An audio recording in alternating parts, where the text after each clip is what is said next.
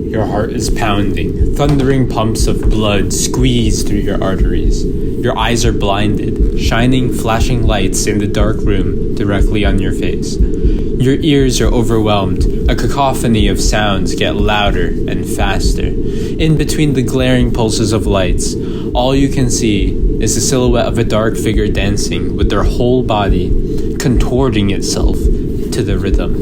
Its spasms get more random as the music blares louder. And then snap, a mini explosion crackles through the theater.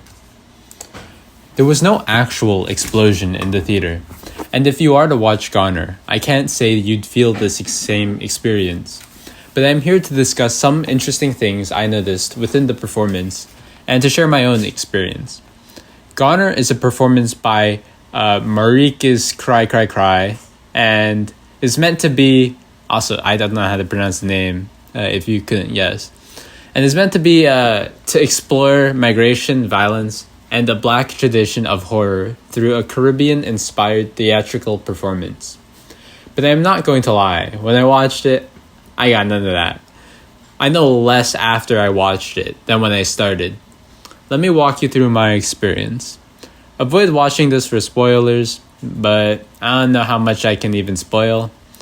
Also, the order might be wrong because I am doing this a bit later than when I had watched it.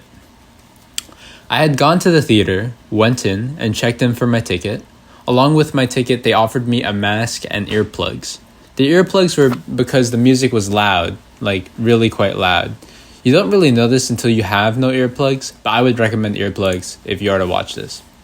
Since I arrived quite early, I sat in the lobby for a while since they didn't let us into the seats yet. When they did, I sat there for a while waiting for it to start. This is the first point I would like to mention, which is imagine that you're going to a movie theater. What does the area look like in your mind? I mean, you might say, oh, the walls, like, it looks like just a normal movie theater. You know, you probably have a picture of what a movie theater is. But I'm talking about like the variable stuff, like the lighting. And here the lighting, it was still on, and it would stay on for the performance. Typically the lights are on when you go in and out when they perform, but here the lights were on even when the performer entered the stage and music started playing. And here's what a picture of the performer, here is a picture of the performer, so you can have and here is a picture of the performer so you can have a better idea of what this looks like. He always had his back to us. He was fully dancing with his back towards us for the majority of the first section of the performance. And I would divide the performance into like 3 sections. The first is the initial dance. The second is like the wall, maybe even the rope. Getting a bit ahead here. And the other one's like the lace pile, which I'll explain a bit later. And so he was fully dancing with his back towards us for this first section, and he would hip and he would hop, standing on the floor as well, but he would always hide his face. And then it switches up a little. The lights finally dim, and you realize that the performance is, fully started already. I mean, it's already quite into it. The music gets louder and faster, and there's a sausage arch, on the left side of the stage with a light on top. It starts pulsing around every 10 seconds. And as the music gets faster, the lights flicker faster. And this was the main lighting in the theater. They did have the stage lights, but those were like the dim, darker lights. And so the audience was just getting blinded, myself included. And the percussion in the music was beating through your chest, kind of like a fake heartbeat, imitating your heartbeat, like artificial fear. And the suspense builds up. You can't see because they're blinding you, but as I mentioned at the start, you can make out the figure where he pauses and the loud shock plays and he snaps his head around. Kind of freaky, more spooky than scary though. After the boom though, the lights turned off, and I thought he might sit in with the audience. He stayed on stage though, and evil Alexa joined through the speakers and stuff and told him to obey, like the movie They Live.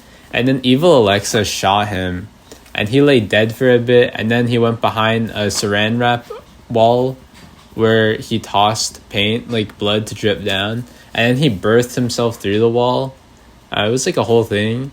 And I think he went onto a trash pile after that, where it looked like it was made out of Lay's potato chip bags, which was and he did like a story segment, which was the first time we heard him speak, and the part I understood the least. I lost the most understanding here. He talked about something where he drugged all of his friends to death on purpose in his apartment, and I think he was like naked or something and went onto the balcony. And also, this is a content warning. He shows his butt a bit, I mean.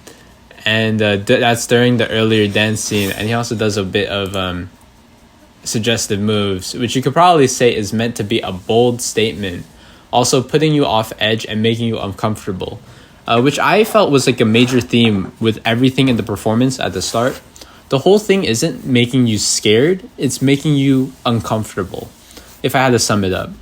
Where it's flashing lights like you're being interrogated and blinded, the music trying to fake your heartbeat, the percussion, just everything is kind of to put you a little off edge.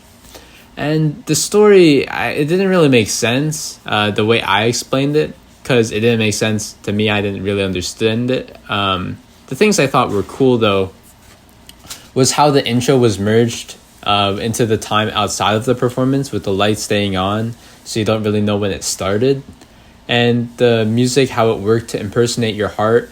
And I thought it was a cool idea for a horror performance to trick you into thinking you might be spooked, even if you aren't actually, with the fake heartbeat. And then the face away and reveal felt pretty solid, and I found it the most impactful part of the performance, since I didn't really understand the rest of it. I didn't get any of the lore or the story, so you could go watch it for yourself and comment what any of it meant, if you understood any of it. But yeah, there was like evil Alexa and stuff. It was kind of weird. I don't know. That's it.